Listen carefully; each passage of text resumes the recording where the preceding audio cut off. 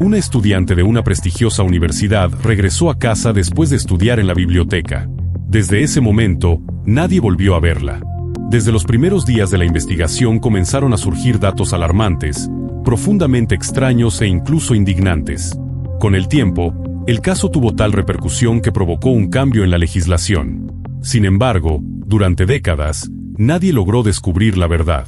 No fue sino hasta el año 2024 que el caso finalmente se resolvió. Tara Baquer nació el 20 de enero de 1977 en un suburbio de la ciudad de Atlanta, en el estado de Georgia, Estados Unidos. Sus padres se divorciaron cuando ella aún era una niña. Años después, su madre volvió a casarse con otro hombre, con quien tuvo un hijo. En total, Tara tenía 2 hermanos y una hermana, siendo ella la mayor de todos. Desde muy temprana edad, mostró un interés profundo por las leyes y el sistema judicial. Su sueño era convertirse en abogada, o incluso en jueza.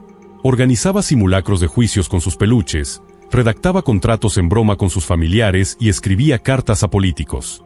En una ocasión, incluso escribió una carta al presidente de los Estados Unidos, molesta porque su discurso interrumpió su programa de televisión favorito. Tras terminar la preparatoria, Tara ingresó al College de Georgia. Allí logró graduarse antes de tiempo, completando su carrera en tan solo 3 años y obteniendo 2 títulos de licenciatura relacionados con el derecho. Posteriormente, en 1999, fue aceptada en la Universidad de Georgia para especializarse en el área financiera, un paso más en su camino hacia una carrera en leyes. La universidad era una de las más prestigiosas del país en materia jurídica, y además estaba ubicada en una ciudad llamada Athens, a pocas horas del hogar de sus padres. Para Tara, era la opción perfecta. Decidió no vivir en las residencias estudiantiles, y en su lugar alquiló una casa fuera del campus. Era una vivienda privada dividida en 3 habitaciones, todas disponibles para estudiantes. Tara compartía el lugar con 2 compañeras más, una de las cuales conocía desde el colegio. También trabajaba medio tiempo en una firma legal de renombre, lo que le permitía no solo cubrir sus gastos de vivienda y manutención, sino además ganar experiencia valiosa en su futura profesión. En enero de 2001, Tara tenía 23 años y cursaba su 2º año en la universidad. Pasaba largas horas en la biblioteca preparando sus clases. La noche del 18 de enero no fue diferente. Ella y una amiga fueron a estudiar juntas y pasaron allí varias horas. Cerca de las 7:30 de la tarde, su amiga se retiró a casa. Tara decidió quedarse un poco más. Aproximadamente a las 9:46 de la noche, la joven llamó a su amiga desde la biblioteca para asegurarse de que ya había llegado bien a casa. También le dijo que en unos minutos regresaría a su hogar. Al día siguiente, alrededor de las 6 de la tarde, la madre de Tara, Virginia Baquer, recibió una llamada telefónica. Al principio, pensó que alguien estaba jugando una broma. Quien llamaba preguntaba si su hija alguna vez había sido arrestada, porque necesitaban sus huellas dactilares. Confundida y molesta, Virginia colgó el teléfono, convencida de que era una llamada absurda. Sin embargo, su inquietud creció y decidió comunicarse con la estación de policía de Athens. Lo que descubrió entonces, cambiaría su vida para siempre.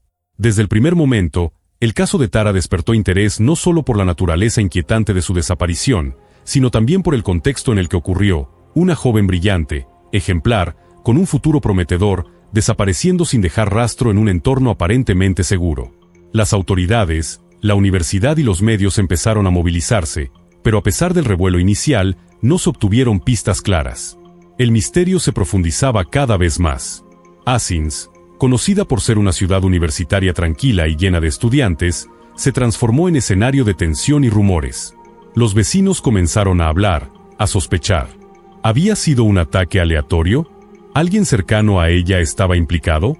La policía recibió una avalancha de teorías, algunas basadas en datos concretos, otras en meras especulaciones.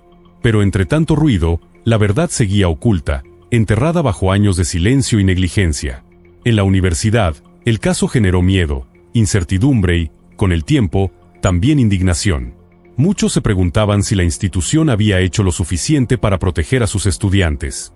Se exigieron cambios en las medidas de seguridad del campus, y algunas voces comenzaron a hablar de reformas más profundas.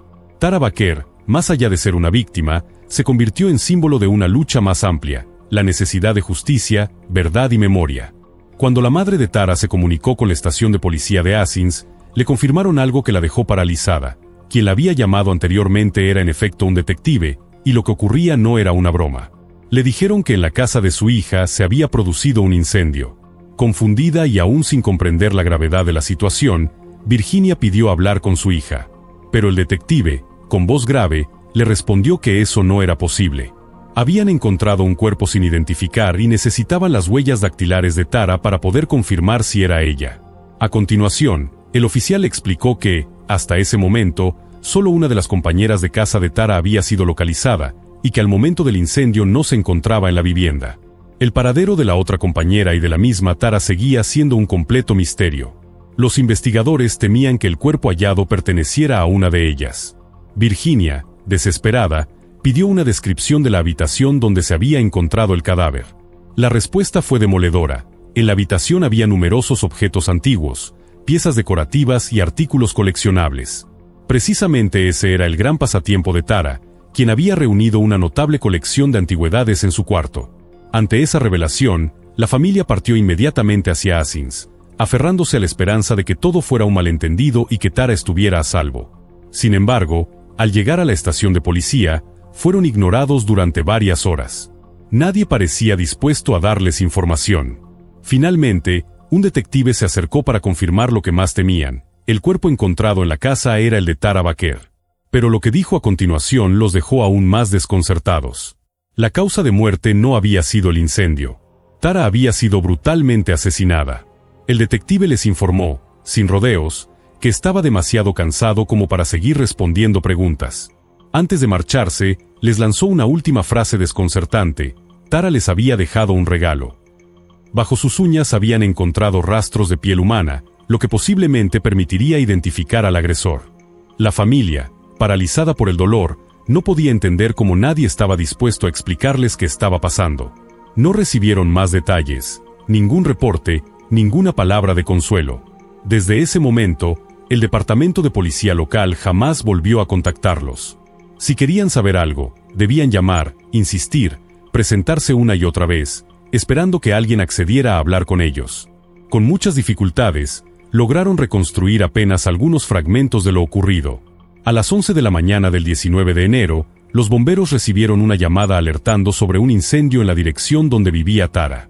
Una vez que lograron extinguir las llamas, encontraron un cuerpo calcinado en el interior de la casa, que posteriormente fue identificado como el de Tara Baker. El informe preliminar del forense concluyó que la joven había sido asesinada antes del incendio. Su cuerpo presentaba signos de estrangulamiento y heridas punzocortantes, y además, se sospechaba que había sido víctima de violencia sexual. El incendio, según la hipótesis de los investigadores, fue provocado deliberadamente después de su muerte con el fin de eliminar pruebas. Pese a ello, los padres de Tara jamás pudieron obtener una copia oficial del informe médico. Nunca les mostraron los detalles, ni les explicaron lo que realmente sucedió aquella noche. Con el tiempo, descubrieron que muchas de las pruebas físicas pudieron haber sido destruidas durante las labores para apagar el fuego. Aunque esto no era raro en ese tipo de situaciones, pues los bomberos priorizan el rescate de posibles sobrevivientes y la extinción de las llamas, el hecho seguía siendo doloroso. Nadie podía haber anticipado que, dentro de esa casa, había una víctima de homicidio. Más adelante, los familiares también se enteraron de algo aún más perturbador. Al parecer, después de que los bomberos encontraron el cuerpo, la escena del crimen no fue debidamente asegurada. No se estableció un perímetro de protección adecuado, y cualquier persona pudo haber tenido acceso a la vivienda. Mientras la familia aún reunía fuerzas para enfrentar la tragedia, la investigación ya comenzaba con múltiples errores que podrían comprometer para siempre la búsqueda de justicia. El estado de confusión y desinformación al que fue sometida la familia Baker dejó secuelas que jamás sanaron.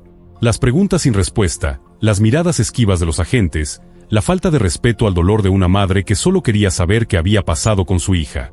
A cada paso, parecían tropezar con un muro de silencio. A pesar del hallazgo de pruebas tan claras como los restos biológicos del agresor, los investigadores no compartieron ningún avance. La familia no sabía si el ADN había sido analizado, si se tenía algún sospechoso, o si la investigación avanzaba en alguna dirección concreta. La comunidad de Athens, por su parte, comenzó a mostrar señales de tensión. Para muchos, el caso se estaba manejando con una negligencia alarmante. Los rumores crecían. Algunos aseguraban haber visto movimientos extraños cerca de la casa aquella noche. Otros mencionaban la posibilidad de un crimen con motivaciones personales, e incluso hubo quien acusó directamente a personas del entorno universitario. Pero, sin pruebas concretas ni una comunicación clara por parte de las autoridades, todo quedó envuelto en la especulación. A medida que pasaban los días y luego los meses, los medios dejaron de hablar del caso. La tragedia de Tara Baker, una joven brillante con un futuro prometedor, quedó relegada al olvido. Pero su familia, especialmente su madre, jamás se rindió. Siguió tocando puertas, exigiendo respuestas, reviviendo una y otra vez el horror de aquella llamada telefónica que cambió sus vidas. Mientras tanto, el verdadero asesino caminaba libre, y una comunidad entera quedaba marcada por el misterio, la impunidad y el silencio de un sistema que nunca estuvo a la altura. La familia de Tara no solo tuvo que enfrentar la tragedia de su muerte, sino también una lucha constante contra la indiferencia, la rudeza y el desprecio de las autoridades encargadas de investigar el caso. En vez de recibir apoyo y respuestas, se toparon con un muro de silencio, marcado por la falta de profesionalismo. A medida que pasaban los días, las respuestas eran cada vez más evasivas, y el trato por parte de algunos oficiales rozaba lo inhumano. Cansados de ser ignorados y maltratados, comenzaron a grabar las conversaciones telefónicas que mantenían con los detectives, con la esperanza de que esas pruebas sirvieran para denunciar el mal proceder. Sin embargo, sus quejas no fueron atendidas y todo intento de responsabilizar a los investigadores locales cayó en saco roto. Ante tanta negligencia, la familia tomó una decisión difícil: iniciar su propia investigación. Buscaron la ayuda de un reconocido criminalista que accedió a colaborar con ellos. Sin embargo, el departamento de policía local puso condiciones absurdas. Solo permitirían que el experto accediera a los archivos del caso si se comprometía a no compartir sus hallazgos ni siquiera con la familia de Tara. Los padres de la joven ni siquiera pudieron obtener su acta de defunción durante una década. No fue hasta que escribieron directamente al gobernador del estado que lograron que se les entregara el documento. Aún así, se encontraron con una nueva omisión dolorosa. En el acta, la causa de muerte se reducía a un escueto múltiples traumas, sin mayor detalle. A pesar de todas estas trabas, la investigación policial continuaba, aunque con decisiones profundamente cuestionables. Cuando los bomberos apagaron el incendio y encontraron el cuerpo, llamaron a la policía de inmediato. Al confirmarse que la muerte fue un homicidio, los agentes trataron de buscar pruebas en la escena del crimen. Sin embargo, el daño provocado por el fuego y el agua complicó enormemente esta tarea. La habitación estaba completamente arruinada, y muchos objetos no fueron siquiera analizados para buscar huellas dactilares. Más tarde, los familiares descubrieron con horror que algunas pertenencias de valor forense jamás se revisaron. Uno de los hallazgos más significativos fue que el ordenador portátil de Tara había desaparecido. En el año 2001, estos dispositivos eran pesados y voluminosos, lo que hacía difícil su transporte sin ser visto. Lo extraño era que, salvo esa pieza, nada más había sido robado de la casa. No faltaban joyas, dinero, ni ningún otro bien de valor, lo que ponía en duda la teoría de un robo como móvil del crimen. Además, no se detectaron señales de entrada forzada. Eso llevó a los investigadores a suponer que Tara conocía a su asesino y que lo había dejado entrar voluntariamente. A pesar de estas hipótesis, los daños causados por el incendio imposibilitaron confirmar esta versión con certeza. Las dos compañeras de vivienda de Tara no estaban en Athens la noche del crimen. Ambas se encontraban fuera de la ciudad, por lo que se concluyó que Tara estaba sola en casa. Establecer la hora exacta del asesinato fue complicado. Los médicos forenses determinaron que el intervalo probable iba desde las 10 de la noche, cuando Tara dejó la biblioteca, hasta las 11 de la mañana del día siguiente, cuando se reportó el incendio. Sin embargo, se cree que el asesinato ocurrió más cerca del amanecer, dado que el fuego no necesitó demasiado tiempo para propagarse antes de ser notado. Varios testigos ofrecieron testimonios clave. Uno de ellos declaró haber visto, aquella mañana, a un hombre blanco de mediana edad corriendo por la calle. Lo inusual era que iba vestido solo con una camiseta, pese a que era pleno invierno. Esa imagen perturbadora quedó grabada en la memoria del vecino, y su relato fue incluido en los archivos del caso. Otra pista interesante surgió al investigar los días previos al asesinato.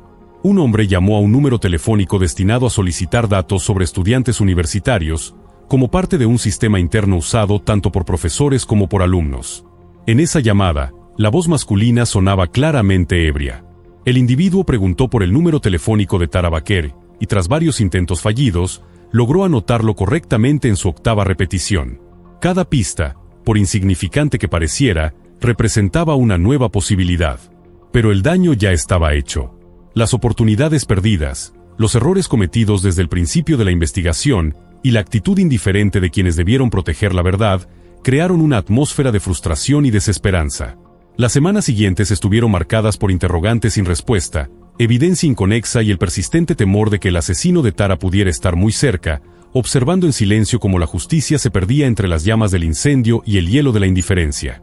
La familia de Tara, especialmente su madre Virginia, se convirtió en un ejemplo de perseverancia ante la negligencia institucional.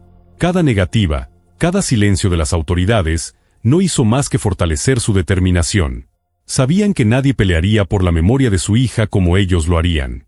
Se sumergieron en documentos, revisaron los pocos informes que lograban obtener, entrevistaron a vecinos, recolectaron testimonios, todo con la esperanza de armar el rompecabezas que la policía parecía incapaz o poco dispuesta a resolver. Lo que debía ser una investigación oficial, se convirtió en una misión familiar.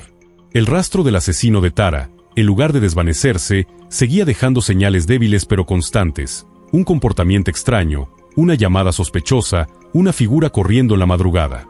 Cada elemento podía haber sido la clave para resolver el caso, pero el tiempo, la destrucción de pruebas y la apatía de las autoridades fueron factores determinantes para que la verdad se diluyera en el aire. Sin embargo, la historia no cayó en el olvido. El nombre de Tara Baquer comenzó a resonar en distintas partes del país como símbolo de justicia pendiente. Y aunque durante años la causa parecía congelada, sin culpables ni avances, algo comenzaba a cambiar en el trasfondo. Nuevas tecnologías, muestras biológicas preservadas por fortuna bajo sus uñas, y el impulso de quienes no se rindieron jamás, empezarían a preparar el terreno para un giro inesperado en el caso. El camino hacia la justicia era largo y doloroso, pero aún quedaban piezas por encajar, verdades por salir a la luz, y un asesino que tal vez no había contado con la tenacidad de una familia que no olvidaría jamás. A pesar de los esfuerzos, la policía no logró identificar al asesino. Había pistas, rastros biológicos y testimonios, pero no fue suficiente para dar con el responsable. Se sabía, por ejemplo, que al momento del crimen, Tara tenía novio. Naturalmente, los agentes decidieron investigarlo para descartar cualquier posible implicación. El joven cooperó desde el primer momento y presentó un sólido coartada, la cual fue verificada y considerada válida. Sin embargo, esto no fue suficiente para los investigadores. Aunque su inocencia había sido técnicamente confirmada, continuaban tratándolo como principal sospechoso. Lo llamaban de madrugada, tanto a él como a sus padres, exigiéndoles que se presentaran en una estación de policía en otra ciudad para someterse a nuevos interrogatorios, aportar más muestras biológicas e incluso enfrentar la prueba del polígrafo. Lo más impactante fue que, pese a que los padres de Tara ya se encontraban en Athens, fue este joven quien recibió la orden de identificar el cuerpo. Él vivía en otra ciudad, pero al enterarse del incendio, se trasladó inmediatamente. Cuando llegó, la policía lo llevó directamente a la escena del crimen. Tara aún se encontraba en el interior de la casa, pero no le permitieron entrar. En su lugar, un oficial ingresó a la vivienda, tomó una fotografía del cadáver con una cámara y luego le mostró la imagen en la pantalla. El muchacho, conmocionado y profundamente alterado, dijo que no podía estar seguro de que se tratara de ella. Solo entonces recordó que le había regalado unos pendientes a Tara, y si los veía, sabría si realmente era ella. El policía volvió a entrar, retiró uno de los pendientes del cuerpo y se lo mostró. El joven confirmó que eran los mismos que le había regalado. Así, con una frialdad desconcertante, se confirmó la identidad de Tara Baquer. Con el paso de los días, la investigación se centró en otro posible sospechoso, un estudiante de la Universidad de Georgia que compartía clases con Tara. Este joven tenía una reputación bastante cuestionable entre sus compañeros. Había sido señalado por acosar a varias chicas del campus, a quienes invitaba insistentemente a salir, incluso después de recibir rechazos claros. Tara no fue la excepción. Aunque tenía novio, él continuaba buscándola. A pesar de sus negativas, insistía una y otra vez, lo que provocó que muchas personas comenzaran a percibirlo como una figura inquietante. Algunas alumnas incluso declararon que les daba miedo por su comportamiento errático y agresivo. Tal era la preocupación que en un momento determinado, el sujeto llegó a pedirle a unas amigas de Tara que lo vigilaran, lo cual fue considerado un acto sumamente extraño. Aún así, este seguimiento no arrojó resultados significativos. Poco después, surgió otro individuo en la lista de sospechosos. Se trataba de un abogado que trabajaba en la misma firma legal donde Tara hacía sus prácticas. Al hablar con los compañeros de trabajo, los investigadores descubrieron que este hombre había comenzado a comportarse de forma muy extraña poco antes del asesinato. Él solía formar parte de un grupo cercano de colegas que salían frecuentemente juntos después del trabajo, para relajarse o compartir alguna comida. Sin embargo, en los días previos al crimen, el abogado se distanció completamente de ellos. Más aún, apenas unos días antes del asesinato, le informó a Tara que no asistiría a su fiesta de cumpleaños, que estaba planeada para celebrarse justo el día siguiente del crimen. Esto entristeció a la joven, ya que lo consideraba un amigo cercano. La mañana del 19 de enero, antes de que el incendio comenzara, una colega decidió hablar con él para tratar de convencerlo de que cambiara de opinión y asistiera a la fiesta. Fue a buscarlo a su oficina, pero el abogado no estaba allí. Lo más desconcertante fue que su jornada laboral ya debía haber comenzado desde hacía varias horas. Era conocido por su puntualidad, y nunca antes había faltado sin previo aviso. La compañera, extrañada, revisó su agenda de trabajo, esperando encontrar alguna reunión o compromiso. La ausencia del abogado en la oficina esa mañana generó una nueva ola de sospechas. Aunque no había pruebas directas en su contra, las coincidencias eran difíciles de ignorar. Su repentino cambio de comportamiento, su negativa a asistir al cumpleaños de Tara y su desaparición justamente la mañana en que se produjo el crimen. Todo parecía apuntar a que sabía más de lo que estaba dispuesto a admitir. No obstante, como en tantos otros aspectos de este caso, la falta de pruebas físicas, la mala gestión de la escena del crimen y la lentitud de la investigación jugaron en su favor. La historia se tornaba cada vez más oscura, más llena de omisiones y pistas mal aprovechadas. Las autoridades parecían avanzar a ciegas, tropezando con sus propios errores. La comunidad universitaria se sentía insegura, vulnerable. Si algo así le podía ocurrir a un estudiante brillante, trabajadora, respetada por todos, ¿quién estaba realmente a salvo? Mientras tanto, la familia de Tara veía cómo la justicia se alejaba, reemplazada por incertidumbre, sospechas sin resolver y puertas que seguían cerrándose frente a sus rostros. En medio de ese panorama de dolor, los padres de Tara continuaban buscando respuestas. Contactaban con antiguos compañeros, revisaban los movimientos de las últimas semanas, presionaban a los medios para mantener el caso en la agenda pública. No les importaban los obstáculos. Cada noche sin respuestas era una noche más en que el asesino seguía libre. Cada silencio de las autoridades era un golpe que solo reforzaba su convicción. No descansarían hasta que alguien pagara por lo que le hicieron a su hija. Porque el nombre de Tara no merecía ser olvidado. Merecía justicia. La comunidad, aunque paralizada por el miedo, comenzó a hablar. Historias de encuentros incómodos, actitudes agresivas y silencios sospechosos emergían poco a poco. Personas que no se habían atrevido a declarar empezaban a compartir sus recuerdos. Detalles que antes parecían irrelevantes, cobraban nueva vida. Así, poco a poco, las piezas del rompecabezas empezaban a alinearse, revelando un panorama mucho más complejo de lo que nadie imaginaba. Y aunque la verdad seguía oculta en las sombras, el caso de Tara Baquer se resistía a morir, porque había una promesa que sus seres queridos estaban decididos a cumplir: no permitir que su historia quedara impune. El día en que sus colegas lo esperaban para una reunión, el abogado nunca apareció. Su ausencia fue total, y el silencio inquietante. Pero al día siguiente, se presentó sin previo aviso en la casa de uno de sus compañeros de trabajo. Su comportamiento fue errático, impredecible, como si estuviera bajo el efecto de alguna sustancia. Esa teoría parecía plausible, pero había algo más inquietante. El colega notó que el abogado tenía varias marcas en el cuello, rasguños recientes, visibles, difíciles de ignorar. Recordemos que bajo las uñas de Tara se encontraron fragmentos de piel, lo que indicaba que había luchado por su vida. Cuando se le preguntó cómo había recibido esas heridas, el hombre respondió que lo había arañado su hija. Y cuando le cuestionaron quién pensaba que podía haber asesinado a Tara, explotó gritando que había sido su propio padre. Sin embargo, jamás ofreció una explicación coherente o una sola prueba que respaldara esa afirmación. A los pocos meses del asesinato, el abogado renunció abruptamente a su trabajo y se marchó del estado. Nunca se aclaró si la policía llegó a comparar su ADN con las muestras encontradas en el cuerpo de Tara. De hecho, durante años no hubo ningún informe que confirmara si las pruebas genéticas halladas bajo sus uñas habían sido analizadas en lo absoluto. Una vez más, la falta de transparencia dominaba el caso. Los detectives mantenían toda la información en secreto, incluso para la familia de la víctima. Con el tiempo, Se descubrió que este abogado mantenía relaciones clandestinas con 2 mujeres de la misma firma en la que trabajaba, a pesar de estar casado. Esto explicaba su comportamiento errático, sus ausencias sin justificación y su constante evasión. Ambas mujeres afirmaron estar convencidas de que el hombre consumía sustancias ilegales. Sin embargo, la policía no logró establecer ninguna conexión directa entre él y el asesinato.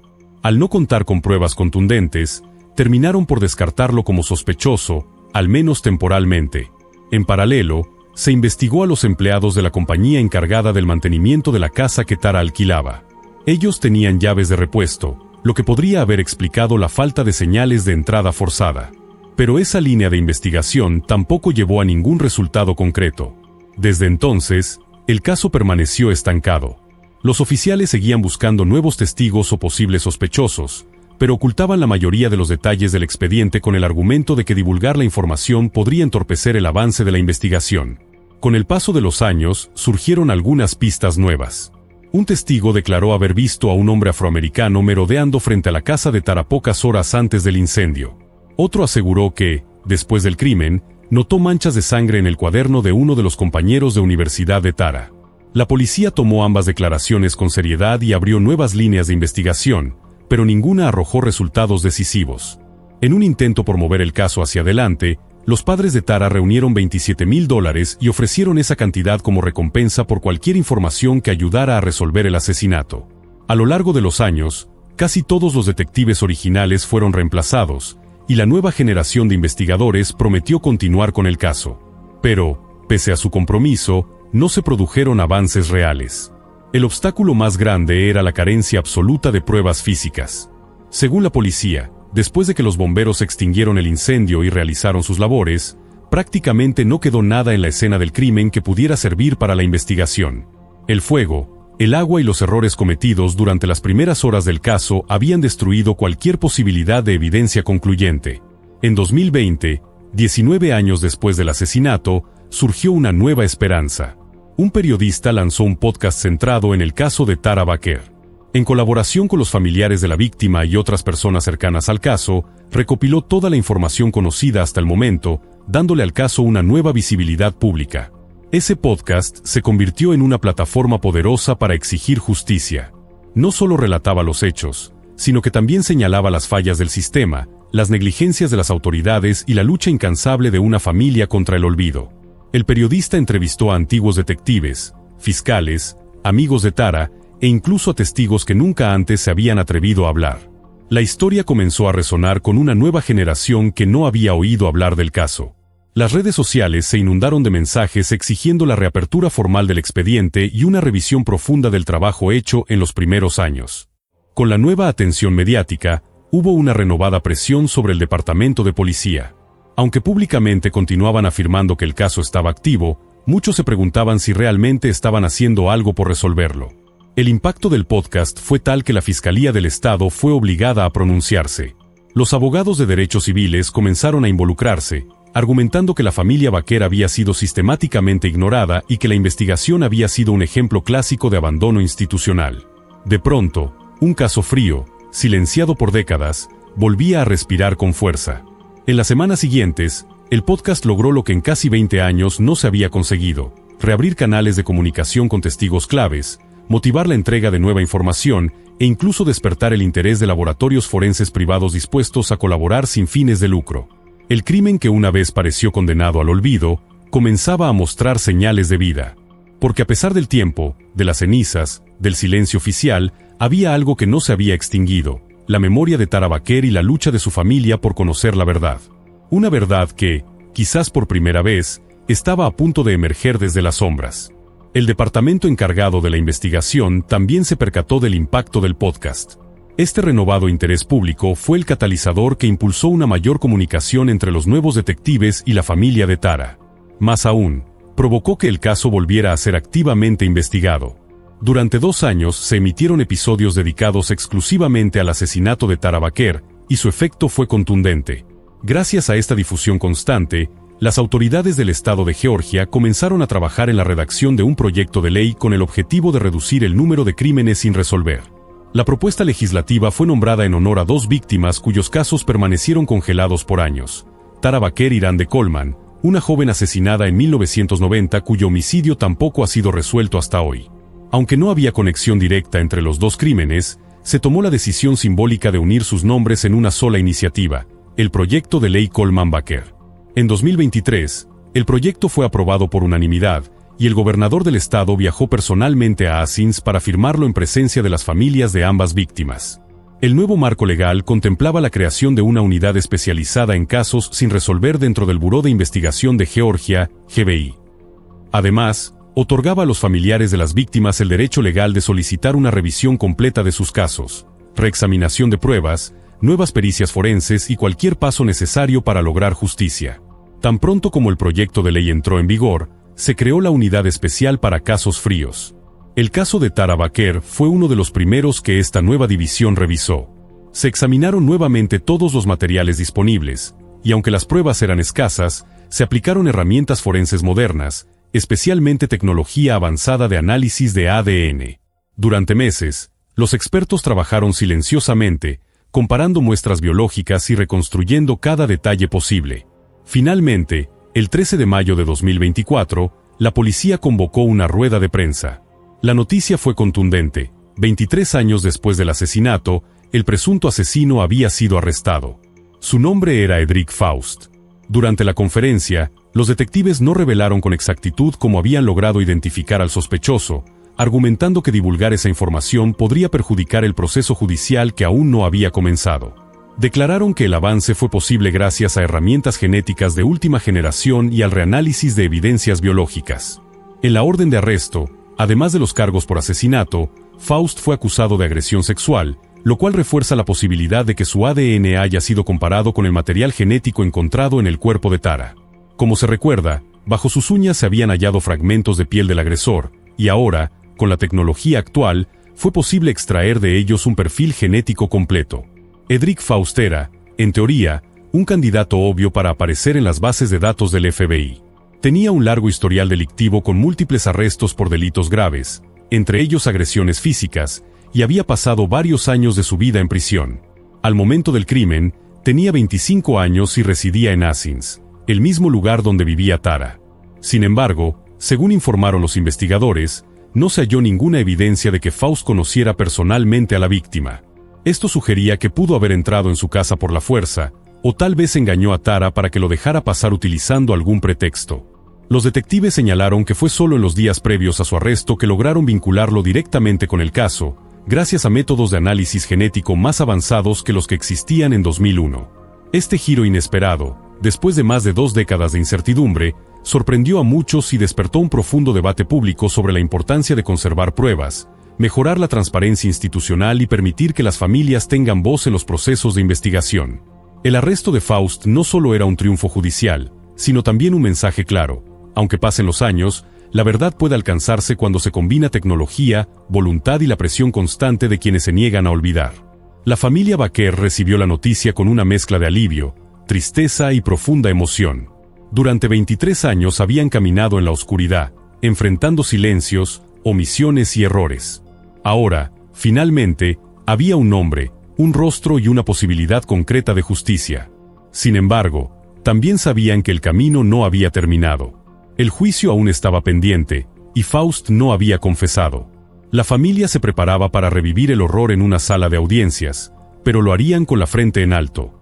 Porque su lucha no había sido en vano. Porque, incluso en medio de la niebla, habían logrado mantener viva la memoria de Tara. El impacto del arresto no se limitó a la familia Baquer. Fue una señal poderosa para cientos de otras familias que aún esperan respuestas. Demostró que los casos fríos pueden resolverse, que la tecnología puede romper muros que antes parecían infranqueables, y que la presión pública puede cambiar políticas. El proyecto de ley Coleman Baquer no solo abrió una puerta para la justicia de Tara Irande, sino para muchas más víctimas cuya historia aún no se ha contado. La memoria de Tara, marcada por su inteligencia, bondad y determinación, ya no sería recordada solo por el crimen que acabó con su vida, sino por la esperanza que su historia trajo a tantos otros. Actualmente, Edric Faust se encuentra en prisión preventiva, esperando el inicio del juicio donde finalmente se darán a conocer los detalles de las pruebas que apuntan directamente a su culpabilidad.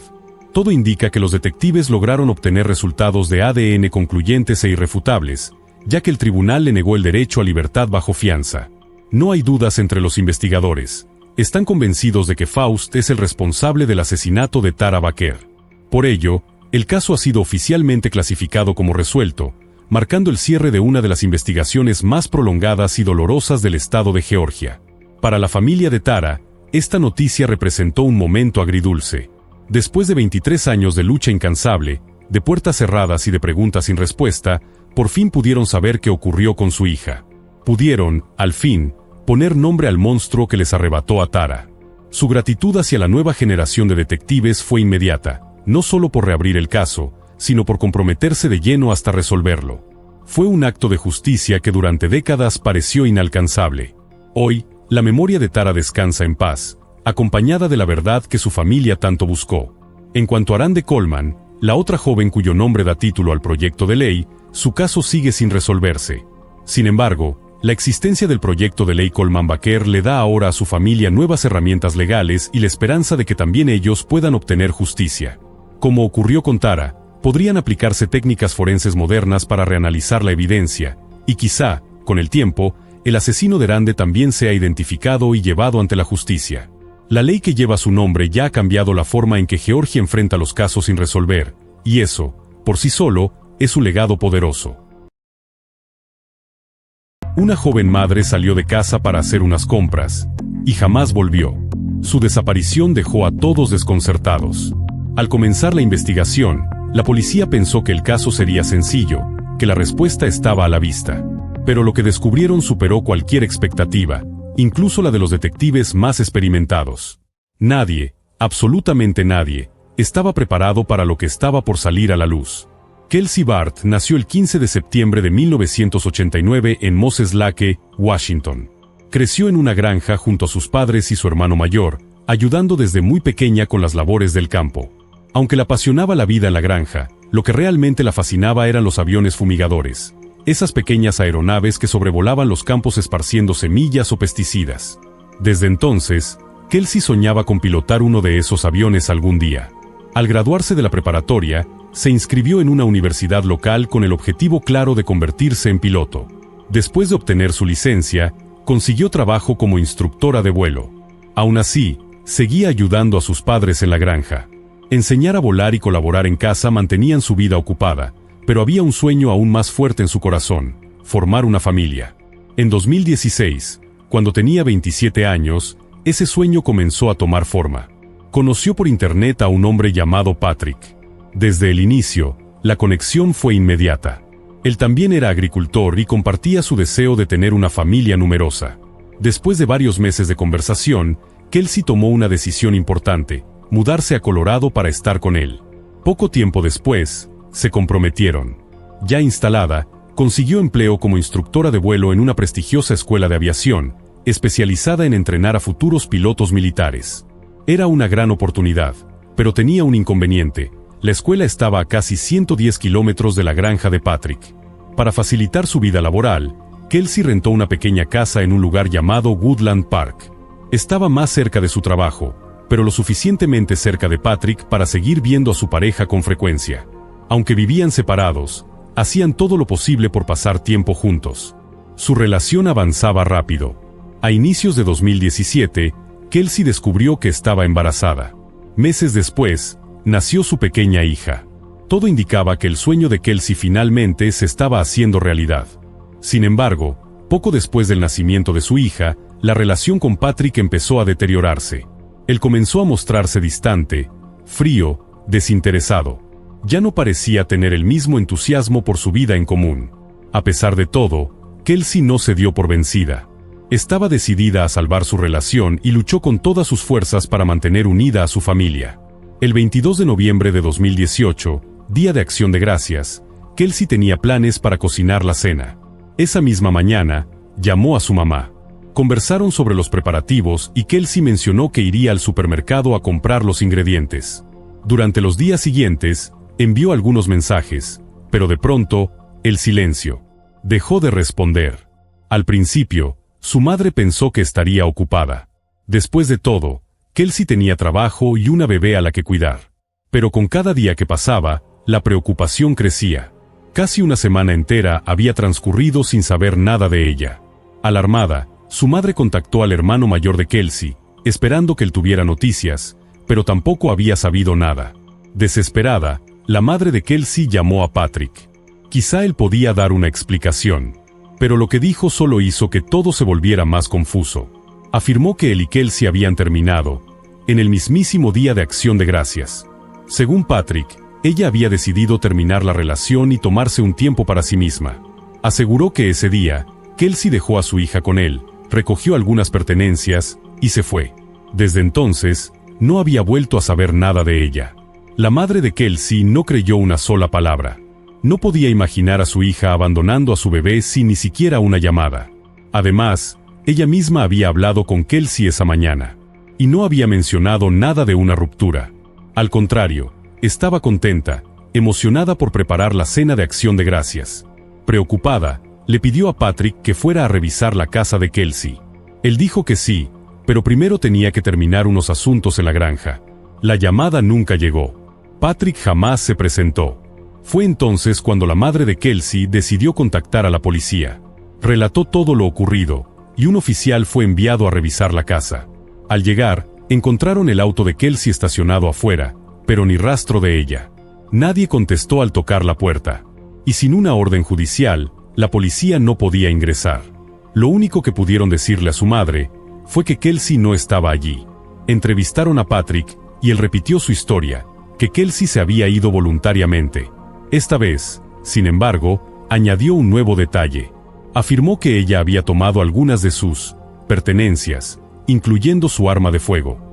Eso fue lo que Patrick aseguró cuando la policía le preguntó sobre Kelsey.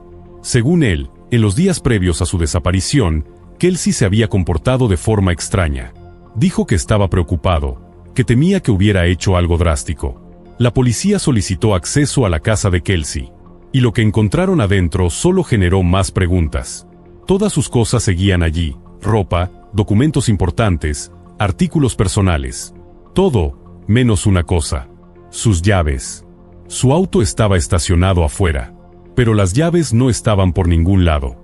Era difícil imaginar un escenario lógico donde alguien se llevara las llaves, pero dejara el vehículo. Nada tenía sentido. Ante estas inconsistencias, la policía local decidió abrir oficialmente una investigación por desaparición.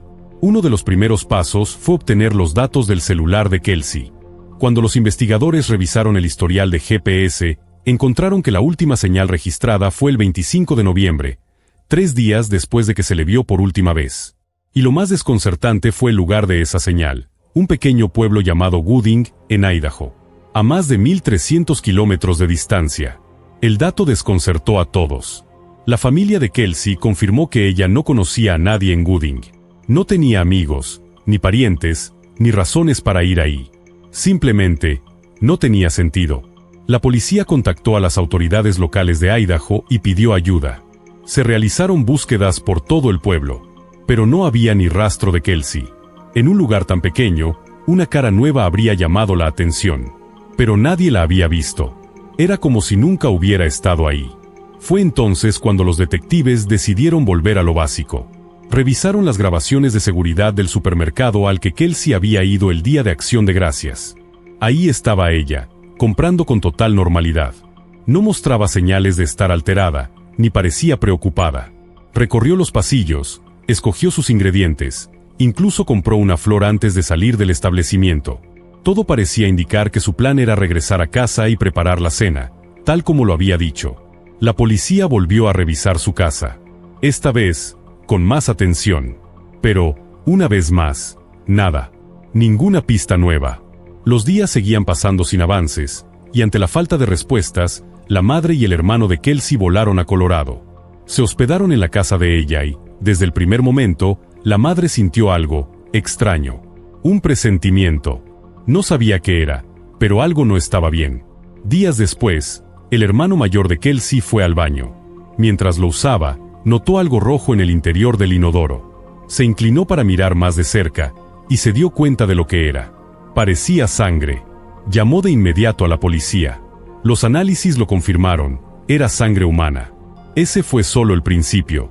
Los investigadores ya habían registrado la casa una vez. Pero aquella revisión había sido superficial. Esta vez, decidieron hacer una búsqueda forense más exhaustiva. Usaron luminol, una sustancia química que revela rastros de sangre incluso si han sido limpiados meticulosamente. Lo que encontraron fue aterrador. Rociaron luminol en el baño, y la escena se iluminó como si fuera una pesadilla. Había sangre en todas partes, en las paredes, en el piso, en las juntas de los azulejos. Todo había sido limpiado, sí, pero no lo suficiente como para ocultarlo del luminol. La escena se repitió en la sala.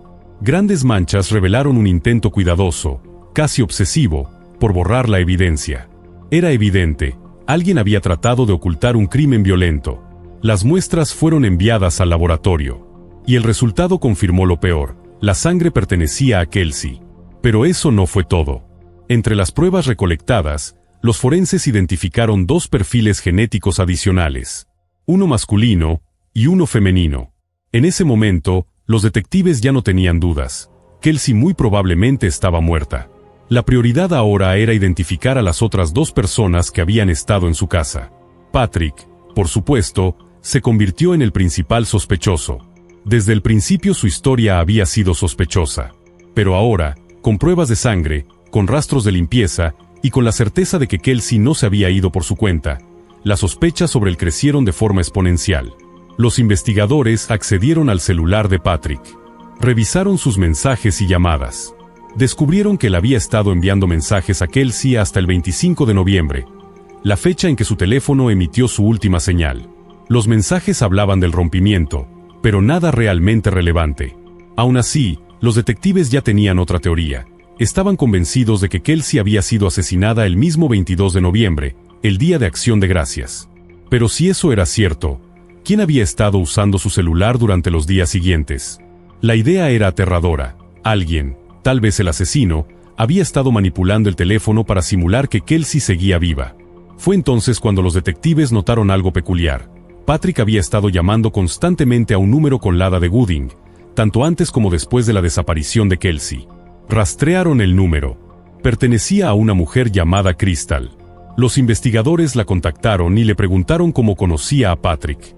Crystal respondió con frialdad. Dijo que ellos eran, en esencia, socios.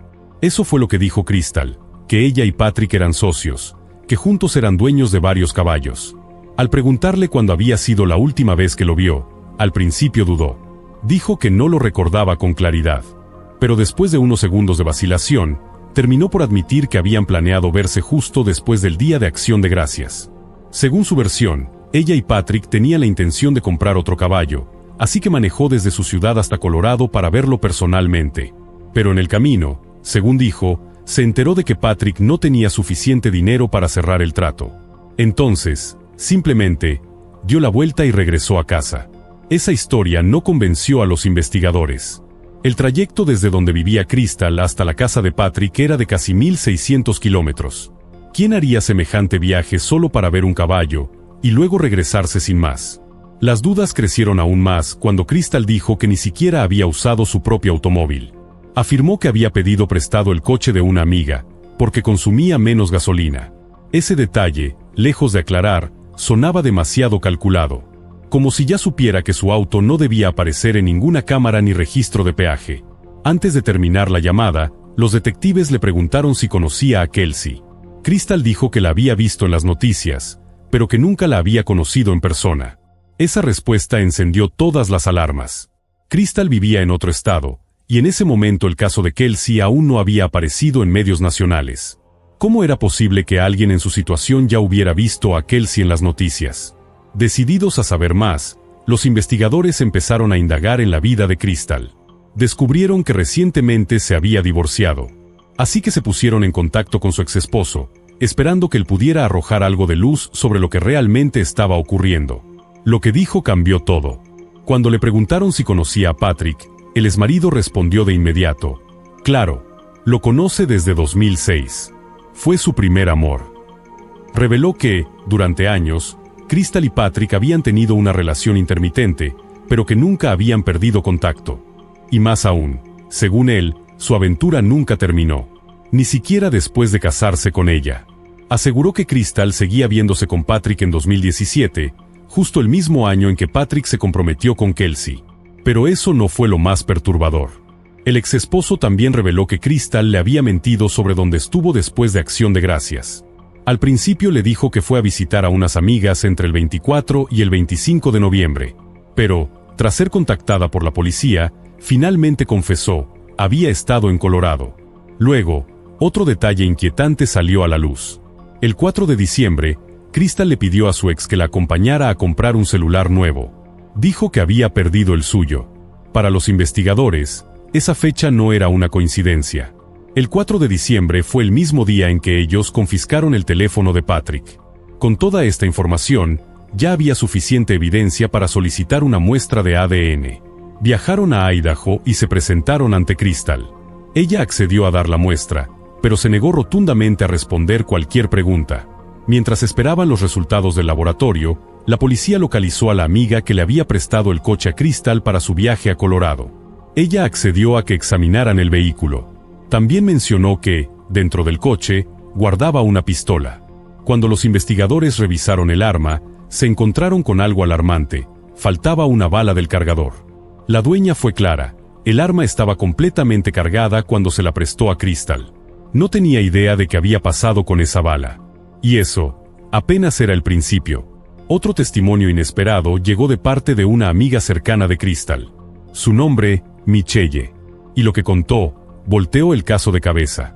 Michelle relató que, a finales de octubre, aproximadamente un mes antes de que Kelsey desapareciera, Crystal la había llamado llorando, desesperada. Le confesó algo escalofriante: Patrick le había pedido que asesinara a su prometida. Sí, que la matara. Según Michelle, Patrick le dijo a Crystal que Kelsey estaba maltratando a su hija, que usaba drogas, que bebía demasiado, y que él no podía hacerlo, que sería muy obvio si algo le pasaba a Kelsey estando él cerca. Necesitaba a alguien más. Michelle insistió en que fuera a la policía, pero Crystal nunca lo hizo. Esa revelación cambió por completo el curso de la investigación. Ya no había dudas. Tanto Patrick como Crystal estaban implicados en la desaparición y posible asesinato de Kelsey. Aún así, faltaba lo más importante: las pruebas definitivas. Los investigadores aún no tenían el ADN, y lo más importante, no tenían el cuerpo. No sabían exactamente qué le había pasado a Kelsey. Pero entonces, el caso dio otro giro inesperado. Crystal llamó a la policía. Dijo que había contratado un abogado, y que estaba lista para hablar. Cuando los detectives se reunieron con ella, no vaciló. No intentó ocultar nada. Y soltó una bomba. Crystal confesó. Dijo que Patrick había asesinado a Kelsey, y que ella lo había ayudado, limpiando la escena del crimen. Según su relato, Patrick había estado planeando el asesinato durante meses. Pero desde el principio, su intención era que fuera Crystal quien lo ejecutara. Tal como le había contado a Michelle, él la presionó, la manipuló, la convenció de que Kelsey era una amenaza para su hija. Y Crystal le creyó. Crystal dijo que, según Patrick, deshacerse de Kelsey era la única salida, la única manera de solucionar todo. Y ella aceptó ayudarlo. 2 meses antes de la desaparición de Kelsey, comenzaron a planear el crimen. Su primera idea parecía simple: Crystal, que era enfermera y tenía fácil acceso a medicamentos, envenenaría el café favorito de Kelsey. Sería algo rápido, sin violencia. Pero había un problema: Crystal y Kelsey nunca se habían conocido. Para resolver eso, idearon una historia de portada. Crystal se haría pasar por una nueva vecina que acababa de mudarse al vecindario. En septiembre, puso el plan en marcha. Compró el café favorito de Kelsey, fue hasta su casa y tocó la puerta. Cuando Kelsey abrió, intercambiaron unas palabras cordiales. Crystal le entregó el café y se despidió. Pero no lo había envenenado. No pudo hacerlo. Solo quería verla, conocerla. Y así, el primer intento falló. El siguiente plan de Patrick fue más directo. Crystal debía conducir hasta su granja, recoger un tubo de metal que él había preparado, ir a casa de Kelsey y matarla. Condujo casi 1.600 kilómetros, recogió el tubo y se estacionó frente a la casa de Kelsey.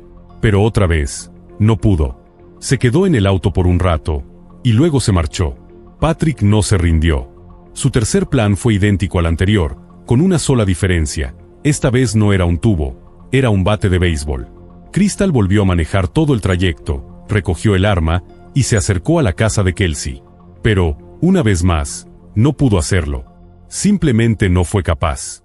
Fue entonces cuando Patrick entendió que si quería a Kelsey muerta, tendría que hacerlo él mismo. Según la confesión de Crystal, todo ocurrió la tarde del Día de Acción de Gracias. Patrick fue a casa de Kelsey con un plan retorcido. Le dijo que había comprado varias velas aromáticas con olores navideños y que quería que jugaran un juego. Kelsey debía vendarse los ojos e intentar adivinar el aroma de cada una. Kelsey aceptó. No tenía motivos para sospechar. No imaginaba lo que venía. En cuanto Patrick le cubrió los ojos con la venda, tomó el bate de béisbol y la mató. Lo más aterrador de todo es que su pequeña hija, de apenas 1 año, estaba en la habitación de al lado. Presenció, sin saberlo, el asesinato de su madre. Después, Patrick metió el cuerpo de Kelsey en un gran contenedor de plástico y lo cargó en la cajuela de su auto. Luego, como si nada hubiera pasado, recogió a su hija y condujo hacia la casa de su familia para la cena de Acción de Gracias. Mientras los demás reían, comían y brindaban alrededor de la mesa, el cuerpo de Kelsey yacía a pocos metros, escondido en su auto. Terminada la cena, Patrick se dirigió a un pueblo llamado Creek. Había rentado un granero ahí, y dejó el cuerpo de Kelsey escondido durante varios días. Esa misma noche llamó a Crystal. Le dijo que tenía que venir, que había que limpiar el desastre. No hacía falta decir más. Crystal entendió perfectamente. Kelsey estaba muerta. Intentando cubrir sus huellas, Crystal pidió prestado nuevamente el auto de su amiga. Creyó que eso podría despistar a la policía si alguna vez investigaban su ruta. Juntó productos de limpieza industrial y se puso en camino a Colorado. Mientras conducía, Patrick la volvió a llamar. Esta vez tenía una petición específica, que tuviera mucho cuidado, porque no encontraba uno de los dientes de Kelsey. No quería que apareciera por accidente, mucho menos frente a su familia. Cuando Crystal entró a la casa de Kelsey, lo que vio la dejó helada. Sangre en todas partes. Paredes, piso, incluso el techo. Pasó más de 4 horas limpiando. Usó todo tipo de químicos, pero algunas manchas simplemente no desaparecían. Juntó todo lo que había tocado sangre, trapos, toallas, esponjas, y los metió en bolsas de basura que cargó a su auto. Y cuando terminó, se fue a un café, a comer algo, como si nada hubiera pasado. Después se reunió con Patrick. Pararon en una gasolinera donde él llenó un bidón con gasolina. Luego fueron al granero, sacaron el cuerpo de Kelsey y lo llevaron a la granja de Patrick. Ahí, construyeron una fogata y la quemaron. Mientras las llamas consumían los restos de Kelsey, la madre de Patrick salió de la casa. Se quedó observando. Nadie sabe si entendió realmente lo que estaba ocurriendo. Antes de que Crystal se marchara de regreso a su hogar, Patrick le entregó el celular de Kelsey. Durante los días siguientes, ella contestó mensajes de sus amigos y familiares, fingiendo que Kelsey seguía viva. Hasta que finalmente, destruyó el teléfono. La última conexión de Kelsey con el mundo desapareció. A pesar de haber participado en el encubrimiento de un asesinato atroz, Crystal insistió en que no lo hizo por voluntad propia. Aseguró que había actuado por miedo. Dijo que Patrick la había amenazado, que si no cooperaba, él mataría a sus hijos. O a ella. Antes de terminar su confesión, Crystal dijo algo más. Que, en realidad, había intentado ayudar a su manera.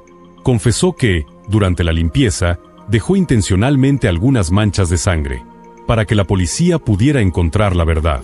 Crystal dijo que había dejado intencionalmente rastros de sangre, esperando que los investigadores los encontraran. Pero los detectives eran escépticos. Muy escépticos. Tenía muchas oportunidades para ir a la policía. Pudo haberlo hecho antes del asesinato. Pudo haber impedido que Patrick ejecutara el crimen. Pero no lo hizo. No solo lo permitió, estuvo dispuesta a hacerlo ella misma en al menos 3 ocasiones distintas. Y después, cuando Patrick finalmente mató a Kelsey, tampoco habló. La ayudó a encubrir el crimen. Limpió la escena, ocultó el cuerpo, y engañó a los seres queridos de Kelsey fingiendo que todo estaba bien. La verdad es que su confesión no fue producto de la culpa, ni de la conciencia. Fue una estrategia legal. Su abogado le recomendó que cooperara a cambio de un trato con la fiscalía. Un acuerdo que eliminaría todos los cargos, excepto uno: manipulación de pruebas por destruir el teléfono de Kelsey. A pesar de su confesión detallada, la policía necesitaba evidencia física sólida para llevar el caso a juicio. Ya habían registrado la granja de Patrick una vez, pero no encontraron nada. Esta vez, con la ayuda de Crystal, regresaron. Ella los llevó directamente al lugar exacto donde habían quemado el cuerpo de Kelsey. Patrick se había asegurado de cubrirlo todo con cuidado. Los investigadores tuvieron que excavar entre capas de tierra y cenizas. Eventualmente, los forenses encontraron restos calcinados de un cuerpo, pero casi nada quedaba que pudiera usarse para una prueba de ADN. Solo una pieza, un diente. Era el mismo diente que Crystal había mencionado durante la limpieza. Pero estaba tan dañado por el fuego que era imposible confirmar, de forma definitiva, que pertenecía a Kelsey. Sin embargo, entonces llegó el punto de quiebre. Los resultados del laboratorio por fin estaban listos. El ADN encontrado en la casa de Kelsey coincidía con dos perfiles, Patrick y Crystal. Era lo que necesitaban. Patrick fue arrestado y acusado de asesinato en primer grado. Pasó los siguientes años tras las rejas mientras los fiscales construían el caso. Nunca admitió nada. Jamás mostró remordimiento. Según la fiscalía, Patrick tenía múltiples motivos para querer a Kelsey muerta. Su relación estaba rota. Ya no quería estar con ella. Pero tenían una hija, y eso lo ataba. No podía simplemente marcharse. Así que, en su mente retorcida, decidió eliminarla. Otro posible motivo era financiero.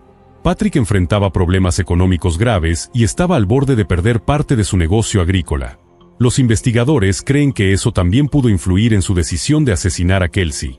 Aunque no lograron identificar un solo motivo determinante, el caso contra Patrick era contundente. Había pruebas irrefutables. Una de las más importantes surgió de su propio teléfono.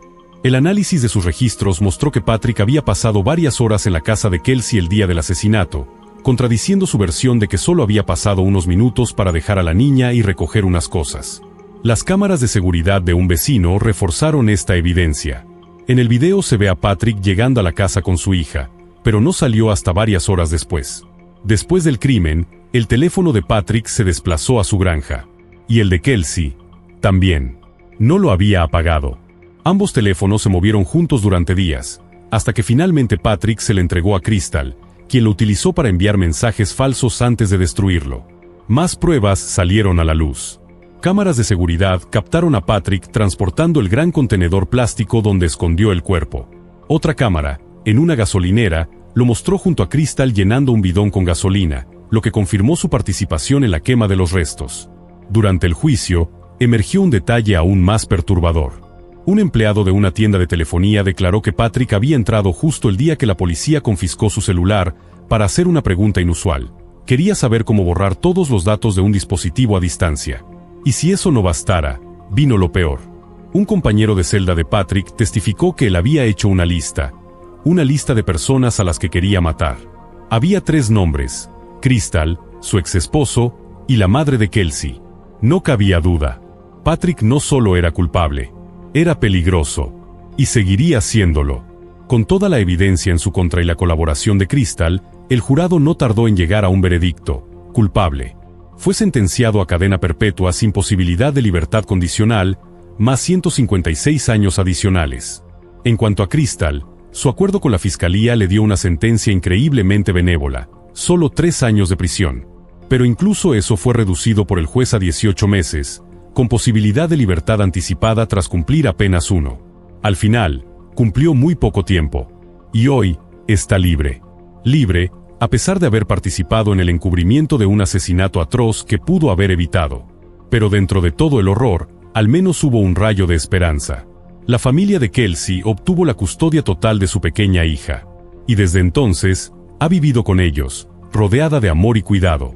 En honor al sueño de Kelsey, su pasión por volar, sus padres fundaron una organización sin fines de lucro para apoyar a jóvenes que aspiran a convertirse en pilotos.